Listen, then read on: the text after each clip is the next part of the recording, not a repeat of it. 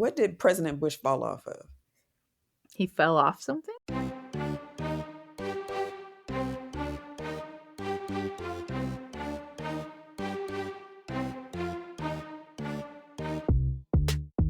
Welcome to Just Trust Me, the marketing podcast where the luck of the Irish will only get you so far with those holiday campaigns that can be the bane of everyone's existence. I'm Rachel Moore, your host/producer, and in a few moments I'll be joined by the pod's other two hosts, Elizabeth Allen and Tanya Ballard-Brown. This time around, we're calling out the truly questionable holiday marketing themes we've seen around St. Patrick's Day and others, the strangely over-the-top attraction companies have with AI, and how we each got this last week. Click your heels together 3 times and say, there's no pod like Just Trust Me.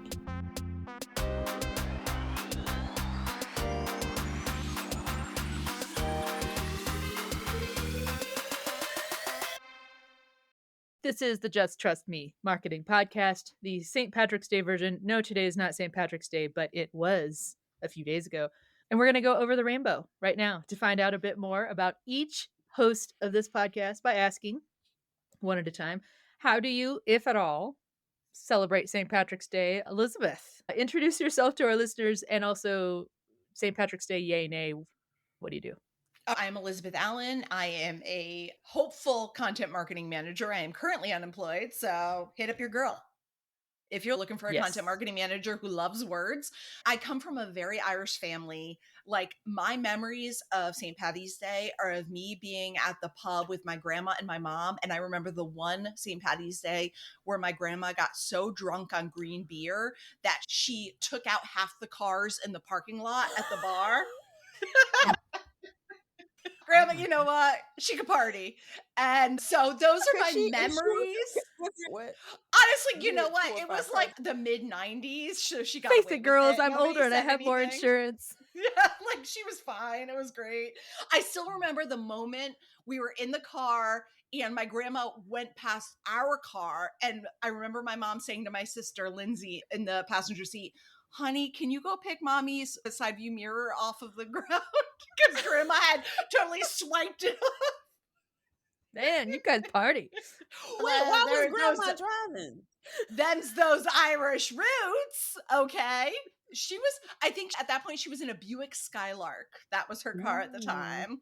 So those are my main memories. Now, I'm a big Irish girl. One of my best friends in the world, it grew up and lives in Ireland. I'm going to her wedding this June. I'm very excited. But we failed the St. Paddy's Day. We did jack shit. Like, nothing happened. Normally we'd go to my in-laws and have corned beef and cabbage and stuff, but my husband's watching his weight, and I think my brother-in-law is watching his weight, so my mother-in-law was trying to be really considerate of that. And I was, what about this bitch over here? I wanted some corned beef and cabbage. Did not get it. Got nothing. Yeah. So this year was a little lackluster, but I have very interesting memories of St. Paddy's Day past. I love that. Yes, you do. I love the grandma just waylaying everything in the parking lot. It's amazing. Tanya, over to you. Introduce yourself, please, and your take, if any, on St. Patrick's Day celebration. I am Tanya Ballard-Brown, and no, I don't do anything on St. Patrick's. I forgot it was St. Patrick's Day, but partly because I don't drink beer, I don't drink whiskey or any of those things. I drink, but I just don't drink any of those things. Not like, what am I doing at the St. Patty's?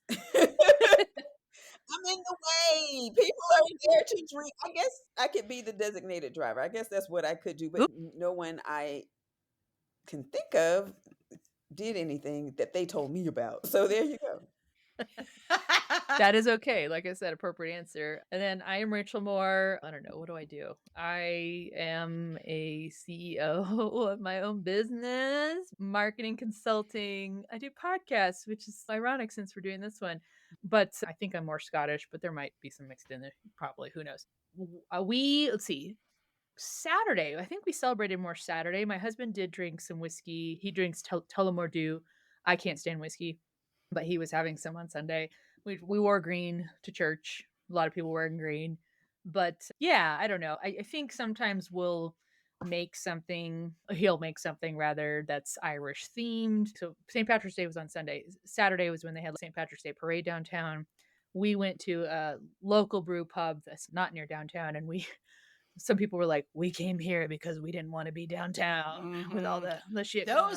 Those parades and parties get Yeah, crazy. it's a bunch of Elizabeth's grandmas there that are just doing shit. Okay, so I want all of Crazy. us to acknowledge that I won St. Patty's Day just from my own heritage, right? Like Yes. from my grandma who has long since been gone. I think she died in 2000.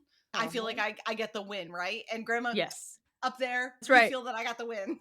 We I do hadn't homage thought to you. about corned beef and I like a good corned beef and cabbage now. I I hate I love missed corned out beef on and that. cabbage. I hate I missed out on that part. I would have really liked to have an Irish breakfast because those are Oh, Okay, what's an see, Irish breakfast? I got ruined for ooh. traditional Irish breakfast when I went to Ireland the first time, and we could smell it coming out of our pores, the blood Wait, what is a Yeah. sausage. traditional Irish breakfast? Ugh, So no, blood pudding, blood Oh, sausage, blood sausage, no, a thank you. fried egg, a beans, tomato, beans, but eventually toast. you've had it No, so thank many you, please. times that it comes out of your pores. It It's seeps out super of your salty. pores. If you have No. 2 days in a row, you have that same breakfast, which we did. We went to Dublin years ago, like a decade ago, and we were staying at B&B, and 2 days in a row, we had their breakfast, and the 3rd day, we're like, "We can't do it anymore. We need to go have a banana."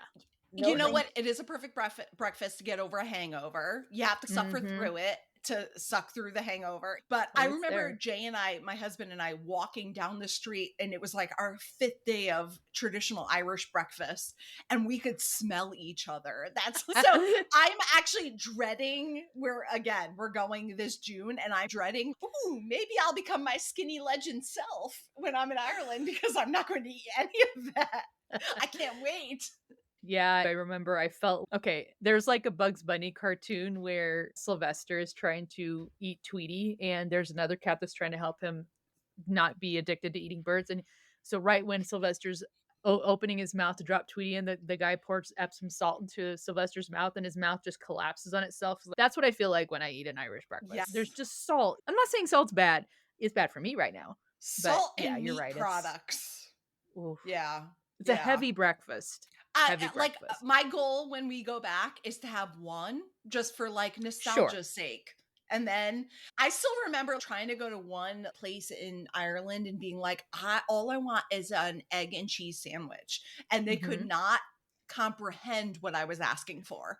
There was We don't nothing in them understand. that was like, that makes no sense. And it was like, I just want an egg and cheese sandwich. I'm from like the tri-state area. Like all I want is like a bacon, egg, and cheese. You're like, "You Okay. want an And egg and a beer?" "No, I don't want no, no." no, I just and I wasn't even asking for the bacon because you give me some bullshit bacon that's that really thick bacon. I wanted crispy bacon. So I just asked for an egg and cheese sandwich and they looked at me like I had 7 heads. And that's when I learned not to do that again. Speaking of, we're talking about St. Patrick's Day, and Tanya, I love that you say you didn't really celebrate it. So one could say you didn't try to crowbar St. Patty's Day into your see what I did there? Into your Sunday. And you're just like, oh shit, that happened. On the other hand, there were, as brands do, for those of you who are marketers out there, you're looking for something. Oh, what how can we be relevant on this calendar day? Whether it's arbitrary or something that everybody knows about. So I'm just gonna shove this over to you, Elizabeth, because you shared something that a brand did. I'm like, what are you doing? Go Yes. for it. So I had a friend who shared on Facebook that her local podiatrist on St. Patty's Day posted a picture that said, "Don't rely on luck to fix own ingrown toenails." And we've talked before, I think actually on our first episode, about like companies trying to crowbar themselves into holidays, crowbar themselves into topical events. And this was done so badly that I could Oh, not get over it. Like it was hilarious. And honestly, maybe that's the point. Maybe that's what you like how you get credit for it.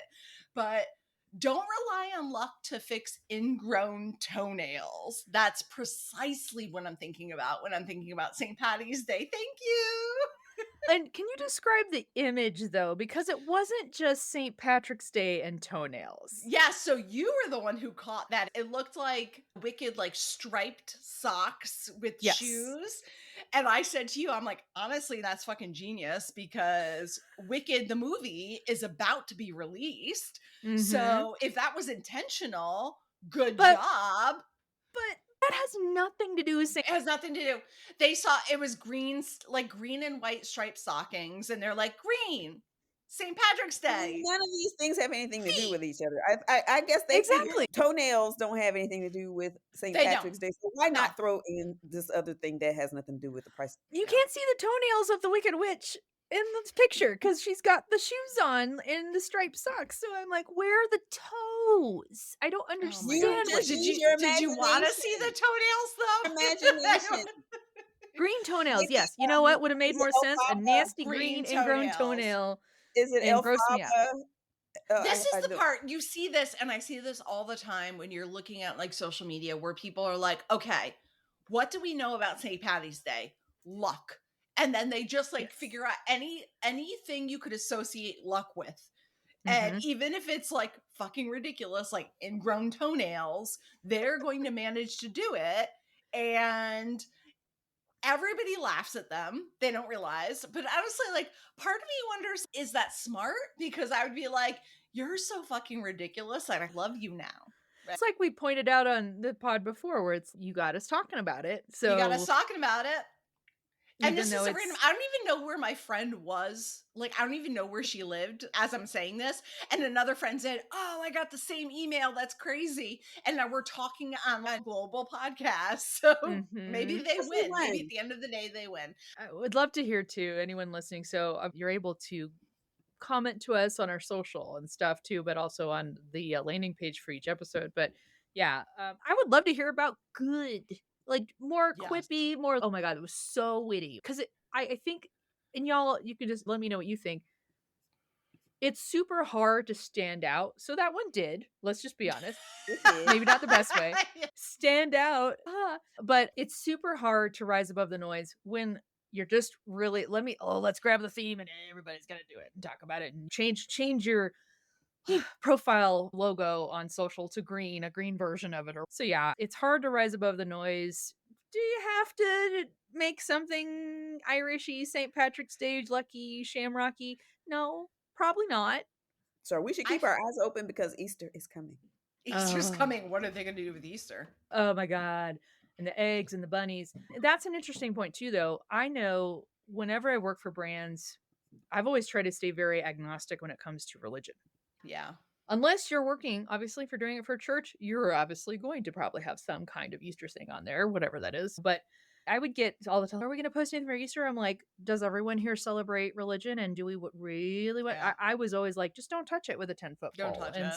so that's my Yeah, policy. if you But didn't do Ramadan and all those kinds of things, then you probably should. right. At the point, some of the holidays can go by, guys. You can just let them go by. Do it Exactly. internally. Do it St. happy. Patty's Day is one of those. Or if you want to just post your logo with a green theme to it Mhm. and just be like, hey, happy St. Patty's Day.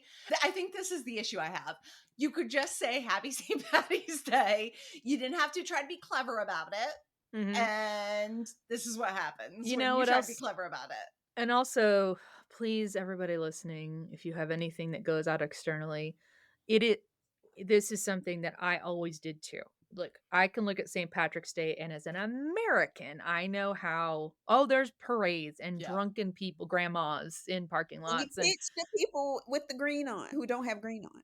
yes, exactly. So there's that. But if I got in a practice of really trying to say, before I do anything, let me go look up the actual history of this holiday. What does it mean? So instead of saying, so let's take Labor Day, for instance. It could be super easy on this next Labor Day for Happy Labor Day. But if you go look at the history of Labor Day, there's a whole lot more to it than, oh, we just got the day after. Or I've seen brands just Happy Memorial Day. Yes. So Happy? Memorial Day has in the United States become a day where we're like, let's go barbecues and stuff. But it's actually recognizing people who died. It's right Romanian there in co- the name, people. right there in the It's in name. the name, memorial. Yeah. I had Romanian coworkers who I said, tell me, is this something where I can say happy or merry Yes. or whatever, or just put the name, and they will tell you, listen to the people that work with your company that are Mhm. within that culture. Just because it's a celebrate, like even just because it's an acknowledgement of a day that started something doesn't necessarily mean it was happy, guys. So you can just put Yeah. happy in the front of it. Been thinking about using an AI generated headshot on your LinkedIn profile? Remember the lessons of the Willy Wonka experience and why bait and switch isn't the best way to get new connections to trust you.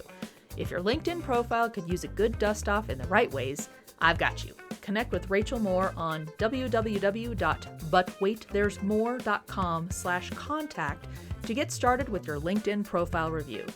But wait, there's more, MOORE.com.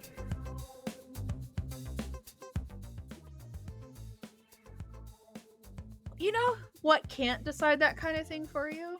Artificial intelligence. Let's just imagine, Elizabeth, you were to go ask, instead of your Romanian colleagues, what if you were to go to ChatGPT and say, hey, is this particular holiday a happy holiday? You could possibly get an accurate, maybe not certainly not foolproof. Elizabeth, how are companies feeling about AI today? They have a major hard on for the possibilities of AI. Yes, Yes. they're horny for it. They're horny for it. This is not new. Let's be clear about that. I know we've even brought it up on the podcast before. Also, show of hands, who on this podcast has used AI in some way, shape, or form in your job? Well, All of no, us Elizabeth raise our hands. well, has. yes, yes. Yes. Tanya, like, how do you use it? Have you used it like for helping get from I blank have page? used it. I don't use it. Does that make Okay. sense? How I have used it is I have a headline, and I know there is a better way to do this headline, particularly because I need to hit SEO. But Right. I still want the headline to both be accurate and engaging and not just word vomit. And there have been times I'm like, Chat GPT, can you write a better headline and rework it to get these words Mm-hmm. pushed to the front of the headline? And Yeah. it spits out some. I don't use those. My brain is like, oh, okay. So then I go back and noodle until I come up with a headline I like. That said, that is few and far between, and not because I'm so brilliant, I can do it all the time. I just don't want to get into a habit of relying on Chat GPT. I should be Mm-hmm. getting better.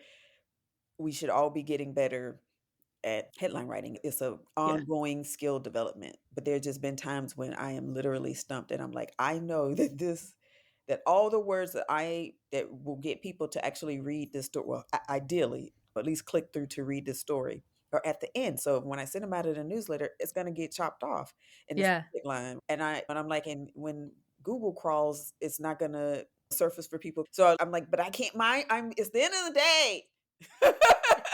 I got no more juice. Now, outside of work, I use it because I like to send cards to people and I ain't all that doggone clever.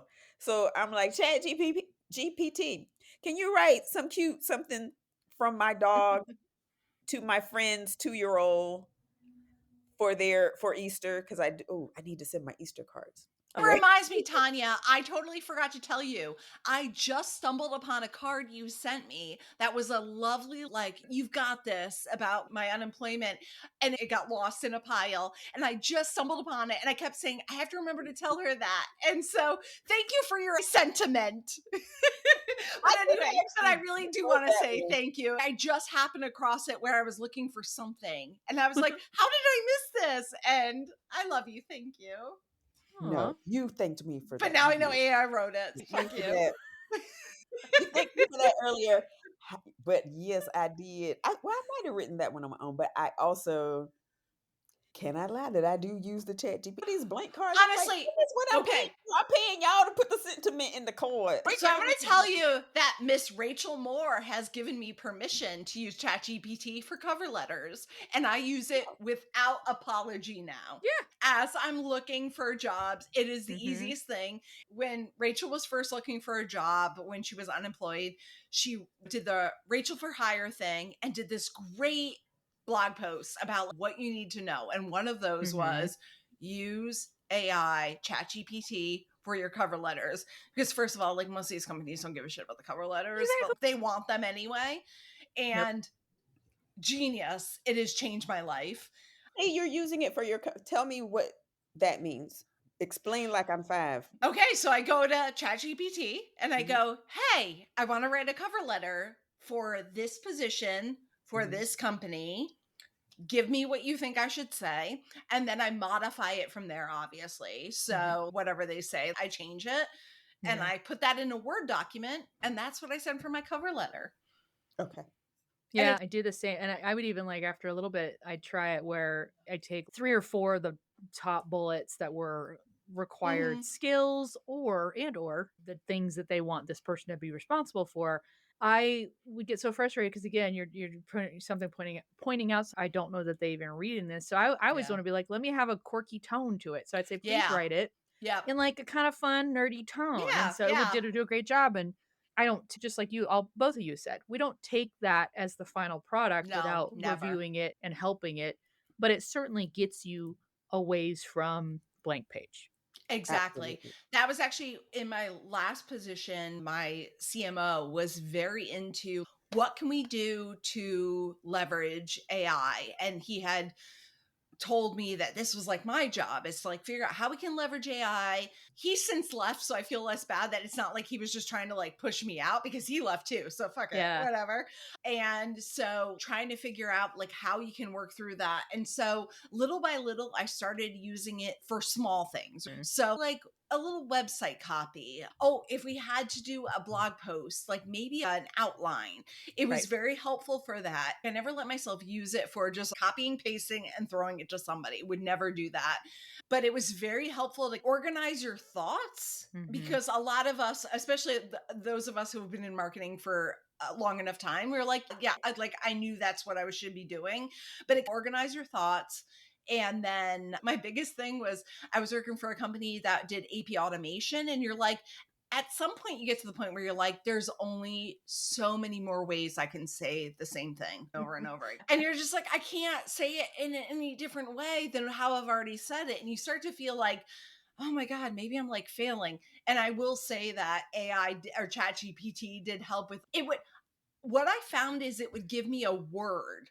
Like there would be Mhm. some word in one of the things it would output, and I'd be like, Yeah. oh, that word. Right. And then I can Right. pull from that Same here, word. like, "Oh, I hadn't It thought was about very that." it was almost like workshopping and like Mhm. brainstorming. It was actually very helpful to me. And luckily, because I worked for a company that like appreciated that, they were like, oh, yeah, absolutely. Right. Let it like help you brainstorm. There would be so many times where I'd be like, I can't think of another way to say this. And Mhm. ChatGPT would give me just that one word where I was like, oh, holy shit, I know exactly how to say this now. Mhm. And I was always like, it was fascinating to me. Yeah, I think we've gone from companies have gone a bit beyond appreciation now. We are now in a day and age, and Elizabeth, you got laid off, and I got laid off last year. The layoffs continue. We've definitely seen that trend lately too, where companies are being outed via video, people being laid off, and some of these folks are like live recording, live streaming, or recording and posting their side of getting laid off.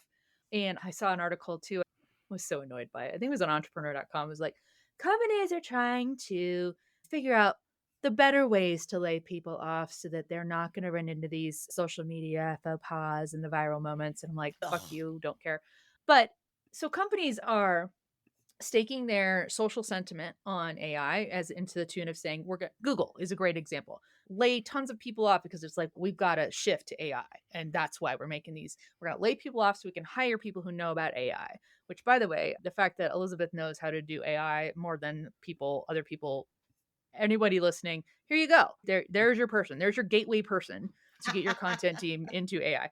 Elizabeth, you talked about automation. Cisco spent 28 billion with a B dollars on acquiring Splunk, an AI company called Splunk. What a weird name.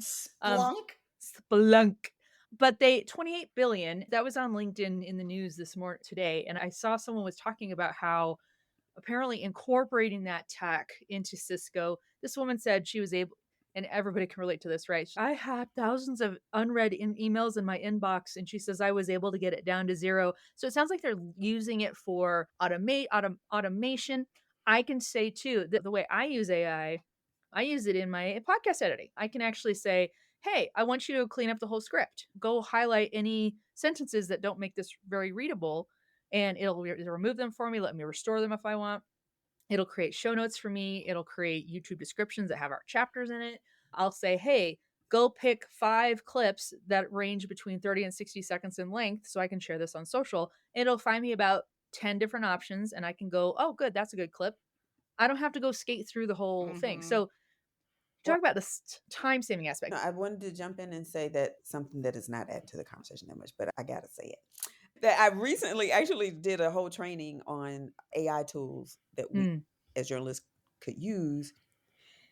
And it was both interesting, but because in the 2 weeks since I took the training, so much other stuff has happened. I literally just remembered I did this and had intended to go back and really dig into that and see how we might use some of those things again as a help mate, as in Mm. not to take over any function or not to be doing anything like that. And the email thing is hilarious to me because yes, chat GPT or whatever you're using, Splunk for, whatever, can clear out your email. But that's also something you could have just done from the beginning because I get to 0 almost. I just filter and delete people. Filter and delete. If you had thousands of emails that an AI program was able to just filter through and delete, you could have just always deleted them. I get concerned because and I don't know how y'all feel about it, and I don't know how our listeners feel about it, but I know that these leaders of these companies and the boards that they and the stakeholders and the shareholders, and I'm sure they're all obviously looking at bottom line.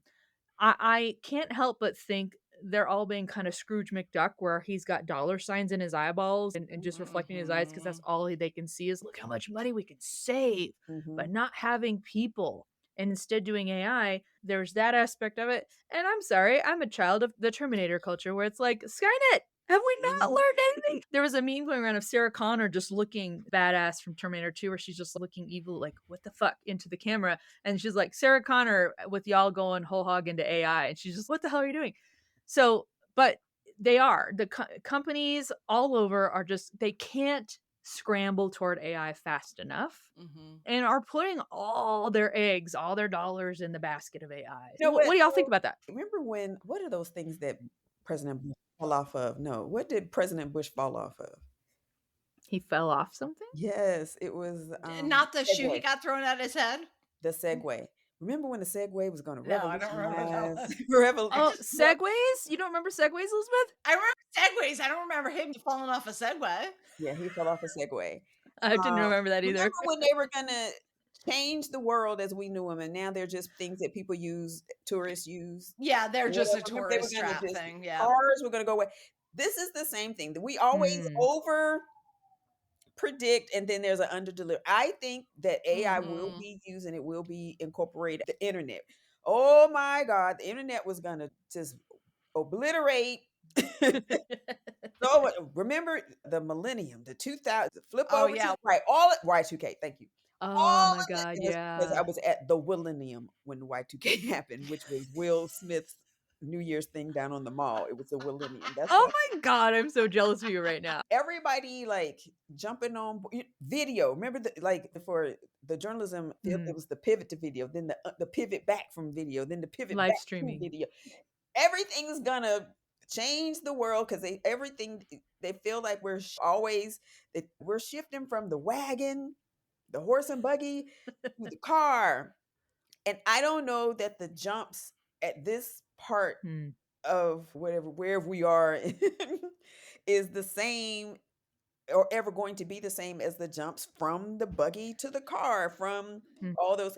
So yes, I Yeah. think what will happen is AI will become a useful tool in that people use.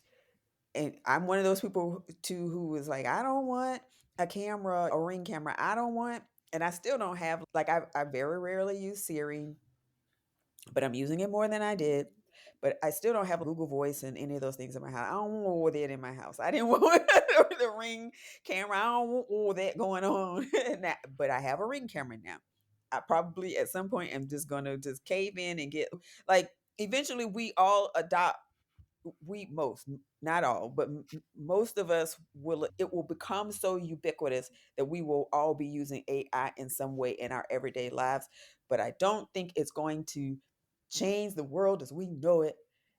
And just because I don't know that we're making those kinds of leaps, Yeah. those big leaps in this particular era. I also can be very wrong, and that's okay too. I think it has to do between the difference between quality versus quantity. I think AI can get us to quantity, right? It can get us just like churning out shit as fast Mhm. as we possibly can. Yeah. How many times have you read something and you're like, that was not written by a human? That's not how a human talks. Mhm. Or you see a picture, like a lot of, I have not dealt a lot with the like image AI, but you look at those pictures and you're like, that is clearly an Mhm. AI image. And yeah, It's so exactly. interesting you would say that about this is not how people talk because that's why I was asking you about the cover letters. Because listen, I like cover letters. I don't require them when I'm because I realize the world is changing and Gen Z and posting Thank or you. whatever. But I like to get them because in what you do in my field is right every day. Mhm. Best sample of your writing that's not already been edited and touched by someone else and helped along is a cover letter, right? Mhm. Ideally, you should Yeah. have workshopped that before you sent it. So there's that. I like to get them, but also my cover letters are conversational. I write a hell of a damn good cover letter. Okay, it I is remember the like one conversational. cover letter. Was it like you wrote for the Daily Show or something? And the cover letter Probably, was like child, because I applied to all those people. Daily incredible. Show, Jon Stewart, what was the other one? So good. SNL. Yes. I was trying to get all those people to take me in, please. But yes, and I would note how I like 3 of the 4 Chris's. I get all of that in, and I have had people I get through the censors through with my Yeah. cover letters. I write a Yeah. darn good cover letter. I don't know that AI can that conversational tone that I think I hit in cover letters, but I hope that people applying for journalism jobs are not using AI to write their cover letters. I hope not to just write it. You know what I'm saying? Please. And Yeah. I'm not suggesting that's what you were doing, Elizabeth. I hadn't even considered it. So that's why I was like, wait, explain to me like you're 5. Yeah, I It just yeah. Mm, but and here's the thing too, why I did it. I was mass applying. mhm, Yeah. And I know you are too, Elizabeth. Yeah. And I know a ton of people are. And because there's less jobs, especially in marketing right now, less jobs than there are applicants. This is a totally side tangent, but I was on like this was I want to say a year and a half, 2 years ago. I was on some kind of I was hosting or moderating a webinar where some people were like talking about, oh, here's how to apply. And they're like, you need to customize every single one. And I'm like, okay, you are in a pipe dream because some of these folks are applying to 20 to 30 jobs a day mhm, just I'm to not try to get kidding something you. in. I think last week I told my husband I applied for 60 jobs, mhm. 60 jobs last week. Yeah, because Yeah. you're trying to get hired and you're just Yeah. like, Throw all the shit at the wall and hope something sticks. Well, here's yeah, something to And keep in mind, and I just want to throw this out there because I'm remembering it from this training. yes. Is that when you put your cover letters or whatever in chat, I won't use chat GTP because one, for whatever reason, my mouth doesn't want to say it. But also, when you use AI for your cover letters and stuff, you need to be very clear about how they're using this information because they don't just take it in and spit it back out you and then delete Right. it. No, you're right. Yeah. I would just, I'm just, You're absolutely right, Tanya, because I don't remember if I brought this up on a prior episode. I was watching something about AI and they were talking about somebody was trying to get some analysis done on some data. But and then they were like, "Hey, we want to analyze these projections we have for when we build a new site on this site in this location." But that was under embargo. mhm, But because they put it in a chat GPT 3.5 or whatever, that not the paid version or not anything that went out into the internet. Now chat GPT knows that information. So it leaked because mhm. of that. So from a journalist and press and media standpoint, Good God, no. Don't just drop shit in there that, especially if you're like, "Ooh, I'm writing a story that we gotta be the first to get it out, and we don't want it to leak." Do Yeah, not. and you have sources so that you've Yes. made Oh, promises to, and you wouldn't certainly wanna put your raw copy in there because yeah. when you go and you make changes to it, and it just can be so problematic. Just be very judicious about how you decide to use it, but also Mhm. be judicious about how you use it for, I think, any purpose where you might be giving information to, because we don't know how that might be used, and this is where I will stop being a mom and hush it up and say it can be a tool. Use it for a tool. Just be careful with That's the thing. information that's given. Honestly, how you keep saying use it for as a tool, Mhm. that is one of my biggest, oh my God, that's how I live with it. Use it for Mhm. a tool. That's what I was telling everybody that I could speak to is Yeah. you're not using it to recreate anything. You're not using it to replicate anything. It's using it as a tool, just like you would use like Microsoft Word as a tool Mhm. or Mhm. Excel as a tool. And I think if you can get that sweet spot, you're okay. I think you need to be very careful. Of course, there are going to be people who are like not smart about it and who are basically just like copying and pasting exactly what ChatGPT is telling them. But I Yeah. think that becomes very obvious over time, Mhm. and that people who, especially people who care about like content and marketing, are really just using it to organize our thoughts and then get them out into the world. Well, and the whole crux, I think that we've each touched on exactly what a problem, and I don't think it's a potential problem. It is a problem because we just talked about there are cases where someone trusted AI to Hmm. do a certain amount of stuff and it was too much. I do get concerned because this is very Skynet of me, but I'm just like, in even sci-fi, there are warnings. And hey, it's fine to go invest in it and go see. And if you've got Yeah. successes from it, great. But maybe don't. I do feel like everyone's barreling toward whatever this end game is with AI. Just Our discussion abandon. about the Willy Wonka experience last week tells you that Yes. exactly what we're talking about. You have to be very careful.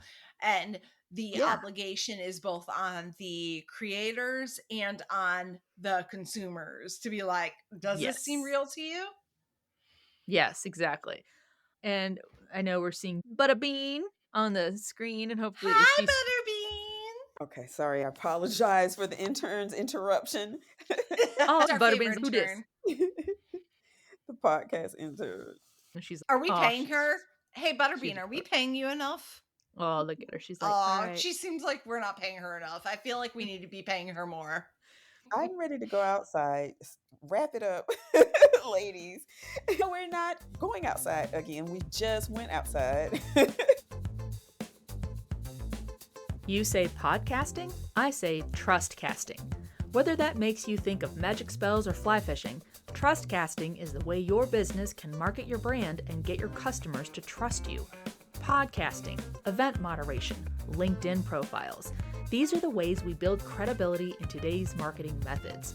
Start trust casting today with But Wait There's More marketing services. Visit butwaitthere'smore.com to cast trust to your target audience today. Let's do the We Got. And again, for anyone who missed We Got, this brilliant idea, I think was Elizabeth's idea, was that, hey, we're marketers, we're journalists, we're people who feel like pretty savvy shoppers, savvy when it comes to being advertised to, whether directly or indirectly. But we do get got. And I want to hear what y'all got about. Tanya, what were you doing? And it's very fruity version this week. I will say I wasn't exactly sold anything other than a dream. There was this, and this was like around the holidays too. There was this Mhm. like post that this lady posted with this sweet potato Hennessy pound cake, right? And it looked real, real good. So I made this pound cake. I'm boring. So I didn't really care for it. But The neighbor boys really enjoyed it, the young men who lived next door, and my regular date really enjoyed it. So between them, they all ate it and nom nom nommed on it. There was another thing today because all like my one of my brothers really all we do is send each other's memes back and forth. And so on Instagram, there was a meme about someone saying, "Stop with this stuff on Instagram because my back is going to stay big, right? Eating these things." And I had sent that to him. The back big My is brother a new said, thing I just recently learned about. I'll tell you "Big that. back." And it came out of the whole Legion Risa Tisa thing. I didn't realize that saying somebody had big back was like a racial thing. It's like a No, it's racist not racial. thing. It's about being fat. But it's yes, it did come Okay. from black. It is black slang, but it's about being eating too much and your big back. You got a big back because you eating and you fat. That's what it's about. So the guy was like, I can't reduce. My back is gonna stay big because y'all keep sending along the Dorito crusted shrimp or something, whatever. And I sent it to my one of my brothers, and he said it's hard though because I absolutely had to make the something and the sweet potato Hennessy pound cake. And I laughed. I was like, oh my god, we both got because we both made that cake. And it was hilariously funny. But I did get got on another thing that was actually a good purchase. It was a suit actually that kept showing up over and over in my timeline. And I finally pulled the trigger to buy it. I needed something to wear to a wedding. And I was like, I'm just going to get it. And it was more money than I wanted to spend for something I couldn't return. So I was like, please, God, let this fit because I'm getting got. I looked great. I did have to have it altered slightly. But the wedding, I looked great, a lot of compliments. So it was a good guy. I haven't had a bad guy yet. But I gets got a lot on the food stuff. I will say that I gets got a lot on food Fair. stuff because I'm, you know, I'm big backish. Yeah. As soon as you said big back, I'm like, because I've tried like wearing like strapless stuff or whatever, and like it's I'm probably the smallest back I've been in a long time. I'm college size back, but I have big back tendencies in that I like good foods. And so even though I might not scarf them all in, I will nibble and taste on some good eating. And I do like food between the food, the cooking things and the doggy things on Instagram. I am easily entertained. I can get sucked right on in. Elizabeth. What about you though? I know because you also were Yeah, taken in so by food. mine were so I follow these two people on TikTok called Liam and Rob Lapham, and they have a podcast called In Moderation, and I love them so freaking much. First of all, Rob Lapham looks like a fucking Viking. That's just what he looks like. He looks like he's a Viking. And they're both very cool about food. Hmm. Like a lot of times when you come to like wellness creators on TikTok, you get like the people who are like, don't eat carbs. Carbs will Yeah. kill you. Like, yeah, red 40 will kill you. And they're very cool about that. And I love them. Intermittent fasting. Intermittent fasting, Yes. all of that. Mhm. Rob and Liam had recommended a few times chomps, which are meat sticks. And now I will tell you that I am a full garbage gas station bitch. Okay. So I love when you go to the gas station and you buy those, like, it's a beef stick and a cheese Jerky stick stick? right next to each Oh, other, and I you don't just like eat them them. together, but I do a good old jerky stick. I fucking love those. They're my favorite thing in the world. I have been eating them since going to my grandma's house when we were like picking our snacks, and I'd be like, I need a beef and cheese stick. That's what my snack will Yeah, be. I like And it I both. know it's garbage and I love it. So anyway, Pumps is a new beef stick that is, I think it's better for you. I don't know. I didn't really pay attention. It's better for you, Is it calories or lower salt carbohydrates or content? whatever. No sugar, gluten free, 100% grass fed and finished beef, free range turkeys, and sustainably farmed venison. Sure, they taste exactly like the beef stick you would get from those beef and cheese sticks that I would normally buy as a Because, my garbage friend, gobbling raccoon of a person. the salt content, that's what's getting you. It's the They salt. are, and they are so good. So I got by those. And you know what? Not mad about it.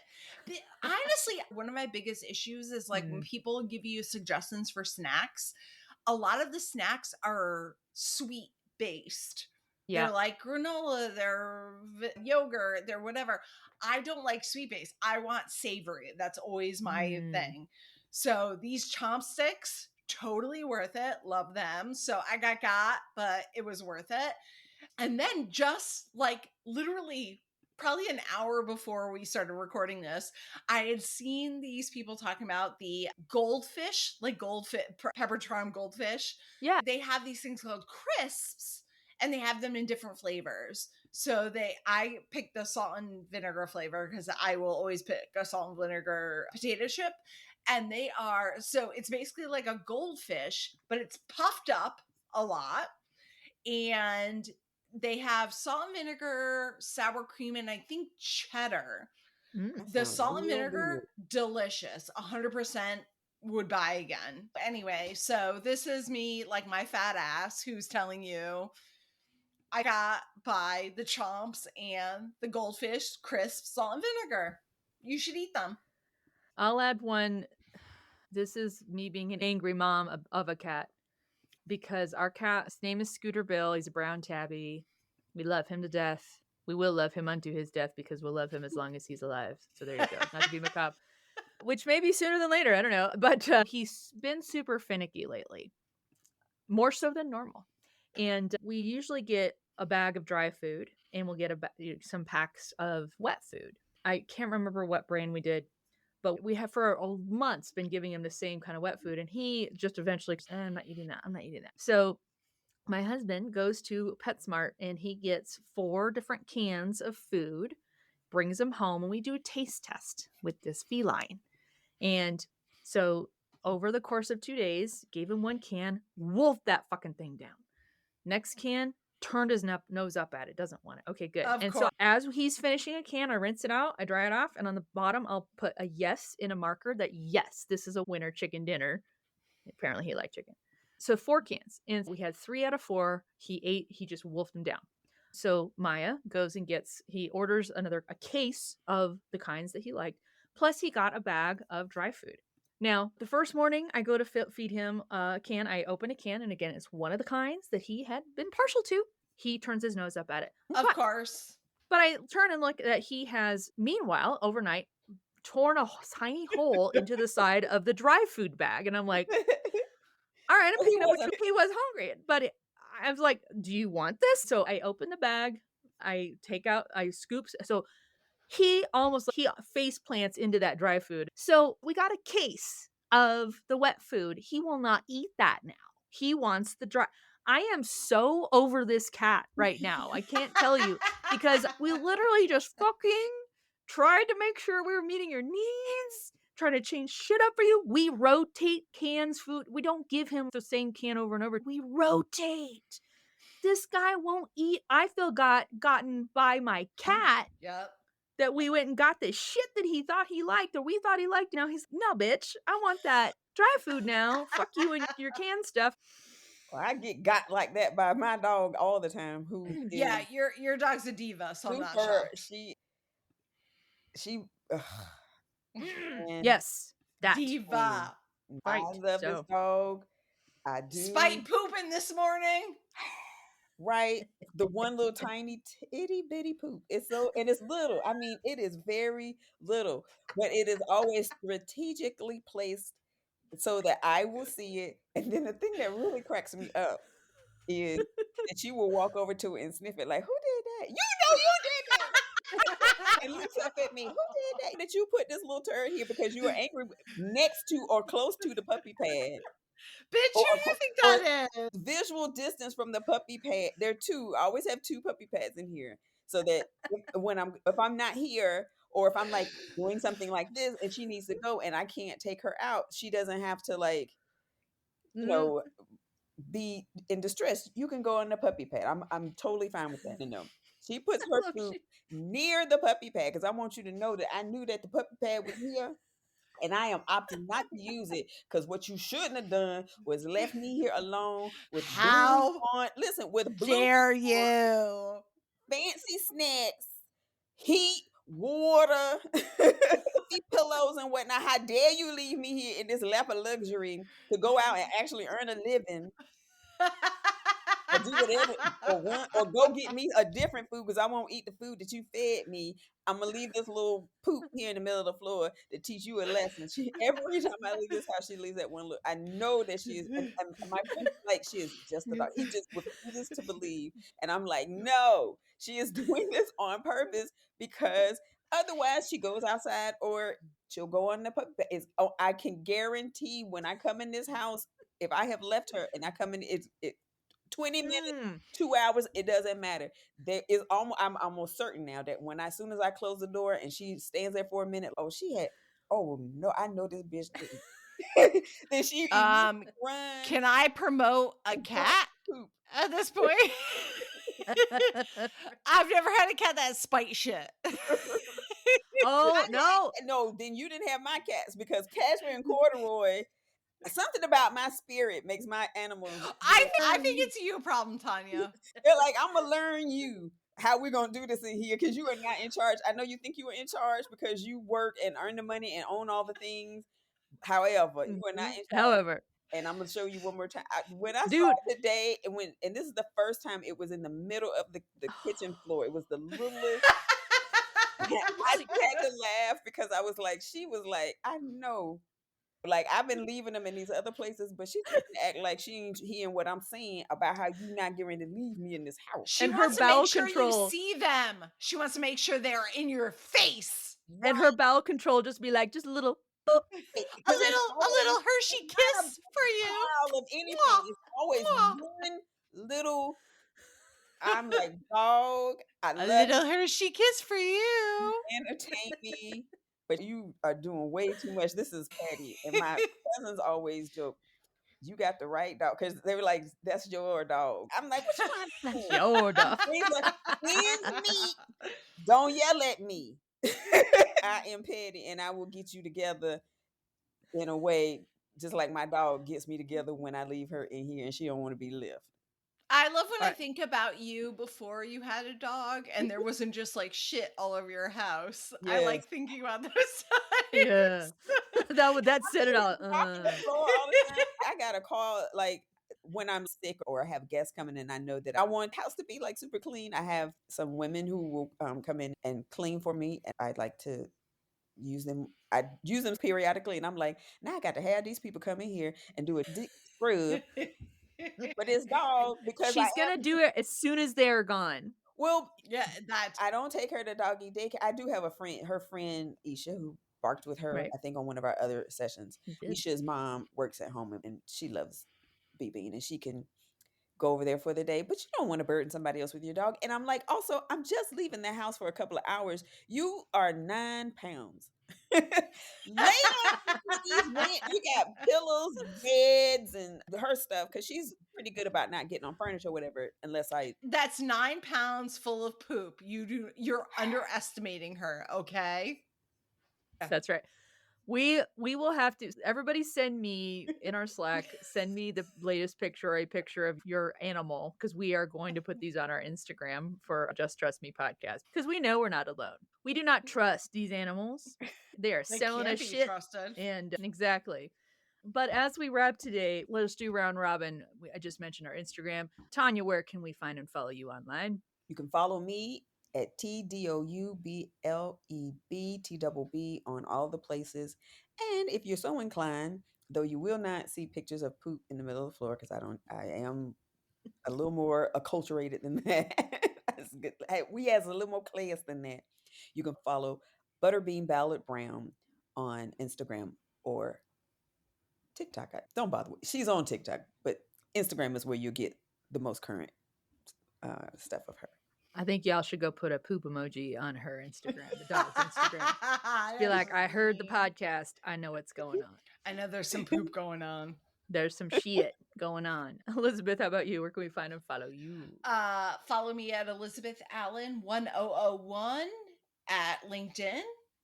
Mhm. That's Especially if you're a recruiter who has an awesome content job and please you give need me a a rock job, star. Please to please. hire her. Please. Please do hire. Especially because she does. She can keep you on the forefront of AI. And then I am Rachel Moore. Rachel has the mic. That is my handle everywhere. Rachel has the MIC, not KEYMOUSC.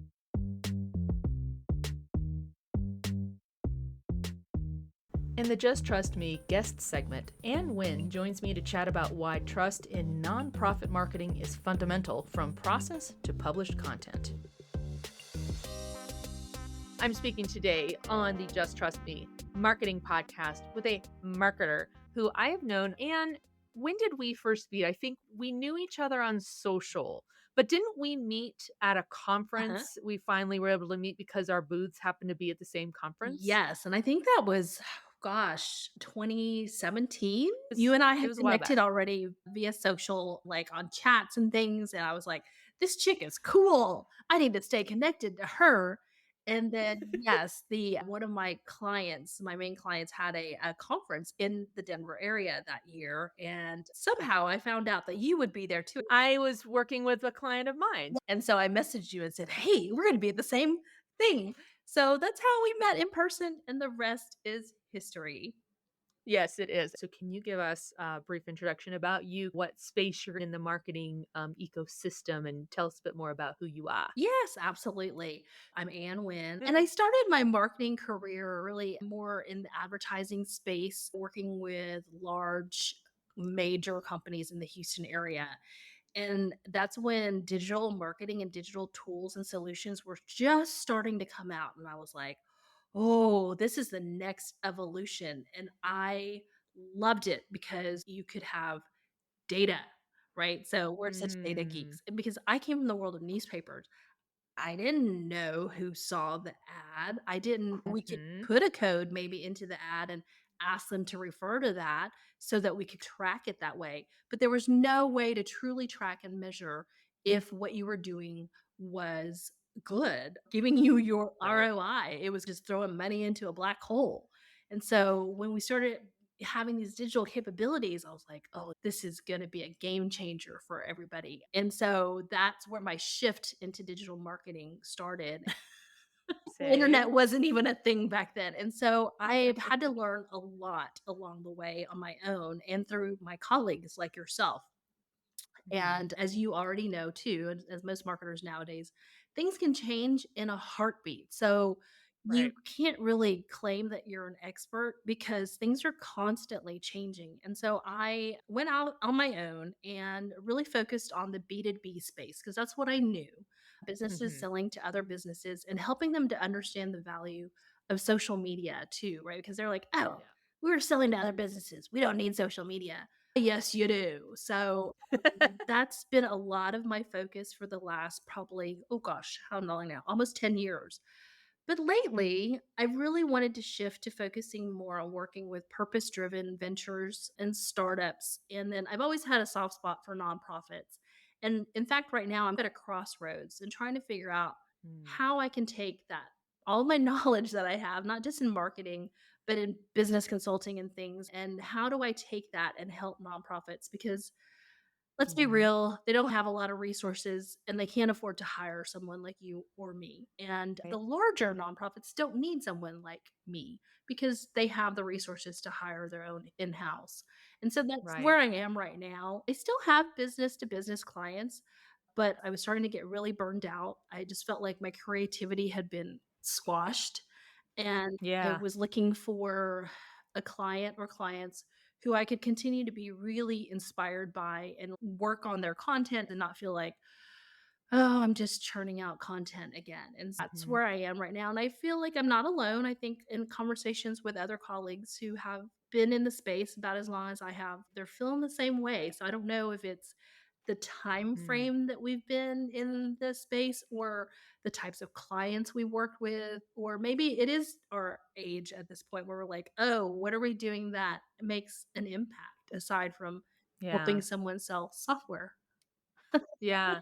No, it's exhausting. I think part of why I created this podcast is the first portion of it. We just talk shit about marketing out there, and some of it's cathartic where it's just I just need to like, oh my God, I need to point and laugh or point and ooh and or whatever we need to do, however we need to react to it. But it's just a lot. It's always and it feels like marketing feels like one of those roles where there's always scope creep. Oh, do this, but I need you because it just you and I both know this it touches sales, it touches ops, it and even just the separate portions of marketing or aspects. There's content, but then that's social, and then that's media, and then that's website, and there it just get we're yes. Yes, and it's funny you mentioned that because I've had companies or people go, "Hey, can you take a look at this job description? We're trying to hire a marketer." And I'll look and I'm like, "You want to hire 5 people here. This is not a one Yep. person thing." And they go, Right? "What are you talking about?" I'm like, "This is complete scope creep." Like you said, you can't expect your marketer to be an experienced graphic designer and know Adobe Suite as well. Sure, there are marketers out there or vice versa, like Right? graphic designers who are marketers. But the majority of us really want to focus on what we want to focus on, which is our expertise in marketing. And that's a whole different animal than creating graphics or really Yeah. being creating blogs or being that email marketer. People are like, that's an actual role. Yes, that's an actual role because there's so much more than just Yes. sending out emails. You've got to segment your list. You've got to do all these things. And it blows people's minds when you start Mhm. mentioning that it's not just a one person job. But Right. unfortunately, even in larger companies, you will find that marketing teams are small and expected to run Mhm. very lean and then expected to give these top results and get their hand slapped because we're not meeting these goals and it's marketing's fault. No, it's not marketing's fault. You've got realistic expectations and a team that is running way too lean. You cannot expect 2 people to do what 7 people should be doing. Exactly.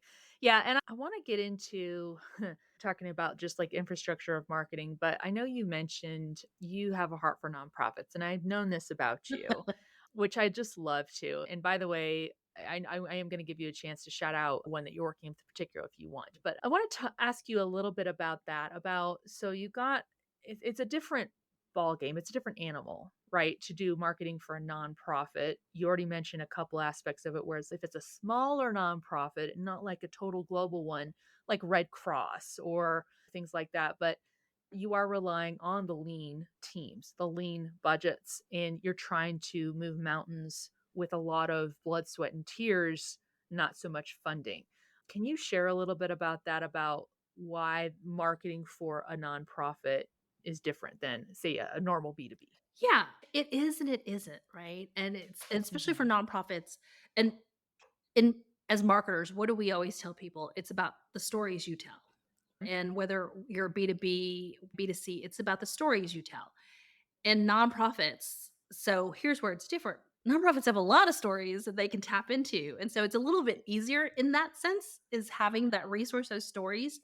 But unfortunately, many of them, as you said, smaller ones, especially community independent ones, don't have the resources or they don't know what they don't know. And so then their focus is always on, oh, how do we get people to our event? How do we get people to donate? And if you tell those stories of the people that you are serving and how you are making an impact, helps your market absolutely.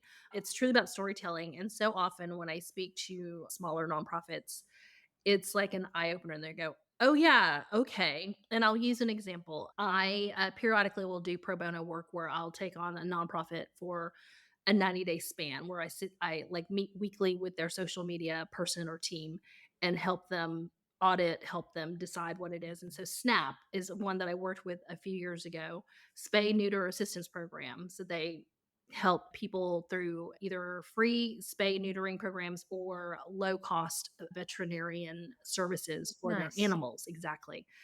Well, I happen to have a person who really like listened, right, and took on what I was showing her and teaching her how to do, and she got it. She so through all the storytelling for the last few years, they have been increased their brand awareness, they've increased their donations, In fact, we asked her to speak at Social Media Day during COVID because it was virtual to share exactly what she was doing and how successful it had helped them. And she was one person doing all this using Canva, Mhm. right?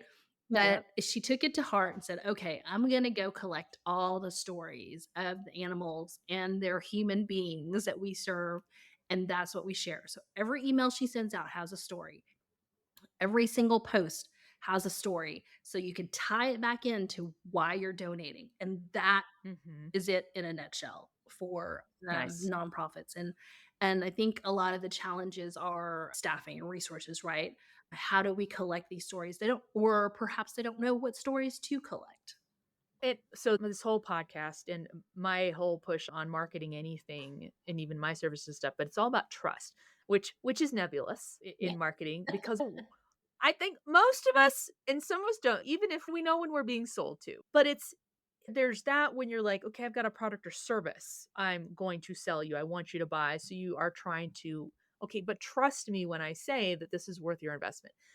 I'm super interested to hear because nonprofits, there's not really a tangible, or rarely would be a tangible, I got this because I exchanged money. Instead, you're buying or investing with your money something that's I may never actually personally feel or see a result from this, but I know it's helping somebody else. Oh, for sure. Yes. I think trust is very important. Trust is a very integral and important part of just community building overall, right? And when we think of marketing, and when I think of marketing, that's what I think of it is community building. And there's an old salesperson's mantra that's they people buy from you if they know and trust you. So that Mhm. still stands. So in the nonprofit space, people buying from you is they're donating to you. And how are they buying into your mission? Again, we're going back to storytelling and you showing that Mhm. impact that your organization is making.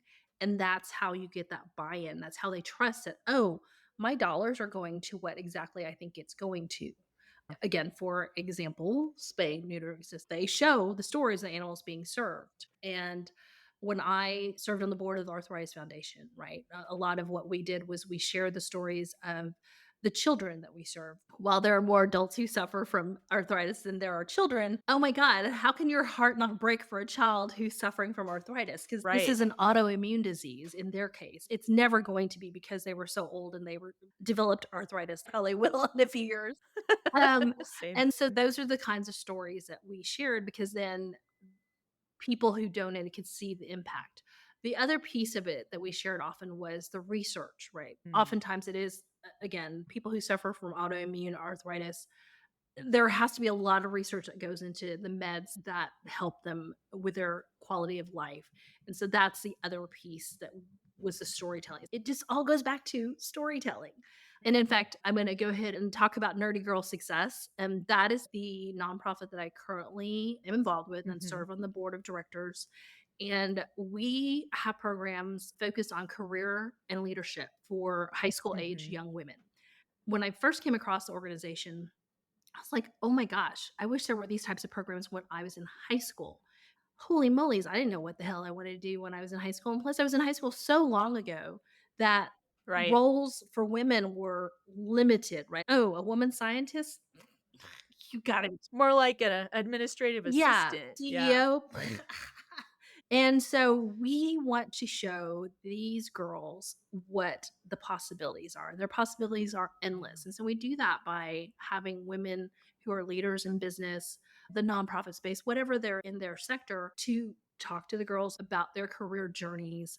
We have programming such as how to understand your paycheck, Mm. how to translate what your skills from high school into a resume, onto LinkedIn, all these things that help to prepare them to be Mhm. college students or get into the workforce. Because again, we are mindful that college is not for everyone.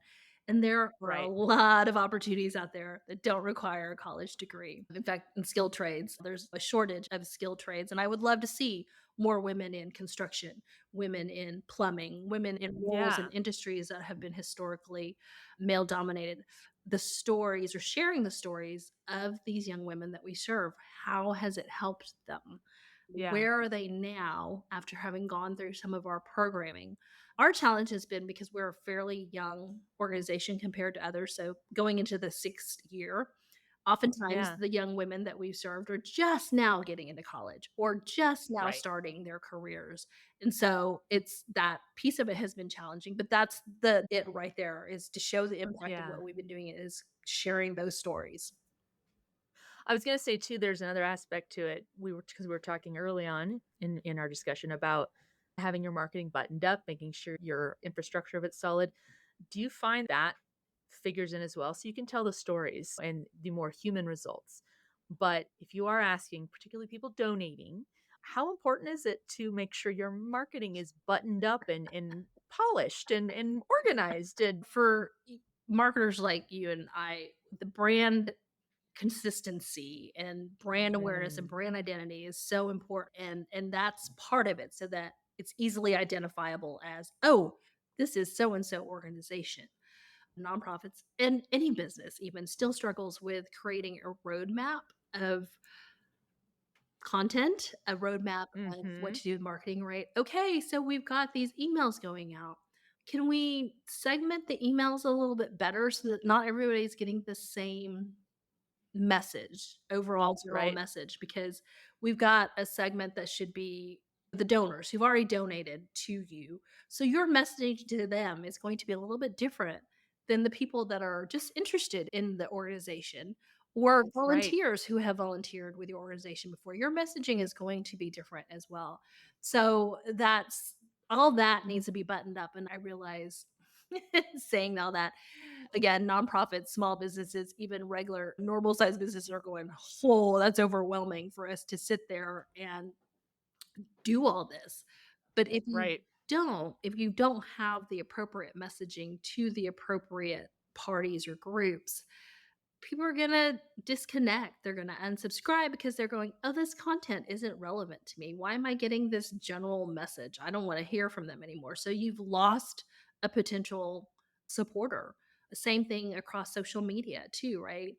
Again, I know it's super easy. Let's just post the same thing on Instagram, on Facebook, on LinkedIn because we don't have time. The audiences are different. On LinkedIn, you could possibly be speaking to potential board members, potential corporate sponsor, volunteers, because it's such a professional network. On Instagram, it's going to be put people who are looking to perhaps get into a board role because they're younger professionals and they haven't done this. Facebook. Again, I'm preaching to the choir. I'm talking to you, but I think these are things that nonprofits and businesses in general don't consider. In fact, I'm going to use a quick example. I've got these two little kids. I shouldn't say kids. They're high school boys that came to my door, and I was so impressed with the fact that they came to my door and said they had a business detailing cars, right? Washing and detailing cars. And like they're like, we have a business. And so I started talking to them a little bit about the marketing, and I was like, "How are you guys marketing?" And he's, "We're on TikTok." And I said, "Okay." I said, "I know you guys are in high school and you guys love TikTok, but the people who can afford to buy this your service are people like me. And I'm going to tell you right now, I'm not on TikTok. I'm gonna maybe scroll through the rabbit hole of TikToks and stuff, but Mhm. you're not gonna really find us there." He's, "Oh, okay." He goes, "If you have any Nice. suggestions for me, I'm happy to hear." And like I said, that's why I was so impressed with these 2 kids. I was like, "Come detail my car today." I love that you immediately are like, "Okay, yes or no, I'll think about that, but tell me how you're marketing yourselves. This is so you because I know." And we always are like, anytime we see something, we're like, "Okay, how are they doing that? What's their content strategy? And what channels are they using? I know they're doing door to door, but what are you doing digitally?" Yeah, that's what I told him. I was like, "There's gotta be a more efficient way to do this than door to door." People are afraid to answer their doors nowadays too. I wanted to share one other quick thing I just saw on LinkedIn this morning. It was Snoop and Martha Stewart. It was the Bic lighter campaign. Have you seen that yet? No, Oh I my need to go look gosh, at it it after was this. so cool. It's the lighter, right? Like for just summer nights, for candles or party time, which is Snoop, and then candles is Martha Stewart. And the visual is very appealing because it's 2 different colors on each side. And it's Mhm. just such a great campaign. And I'm like, oh my gosh, these are the types of campaigns that I would love to emulate. Yes, And so I had yes. to bring that up because I know we like to talk about things that are just fun and successful. And Exactly. not the norm because you think Bic lighter and Yeah. people are like, "Oh." It's just it's Yeah. later, right? And it's right next to the cash register. That's where they are. Let's talk about it. And just definitely adds more of an appeal to it, but that's just really innovative. We thank you so much for spending some time with us today. And hopefully people have been listening, whether they are marketing for a nonprofit or more B2C, B2B, a business that has dollars or teams or whatever. Tons of great insights. Where can our listeners find and follow you, Miss Ma'am? Mostly on LinkedIn. I am very active on LinkedIn, and that's been my platform of choice since I left Twitter or the I former know. Twitter, because you and I met on Twitter, and that was such a Yeah. great. There were so many great communities because of the Twitter Mhm. chats and things like that. And I'm so sad that it's not that space Sa- any longer. And so Same, I know. LinkedIn is where you'll find me mostly. nerdygirlsuccess.com. Yes, easy to find us, right? It's not .org. Or people are like, wait, it's a non-profit, but it's not .org. I said, yes, but how often do you actually type in .org? Most people think Truth. .com. That was an actually genius marketing move on whoever did that when they founded it. But if you type in Nice. .org, it will still redirect. Excellent. That's a wrap on this episode of the Just Trust Me Marketing Podcast, and we hope Butterbean hasn't left Tanya a precious gift since we stopped recording. To see Butterbean, Scooter Bill, Gretchen, and a few of our other non-human friends of the pod, follow us on Instagram, TikTok, and Threads at Just Trust Me Podcast. If you like this episode or any of our other episodes, and you think we deserve some stars upon thars, review us on your favorite podcast app, pretty please. And as always, thanks for listening and entrusting your time to Just Trust Me.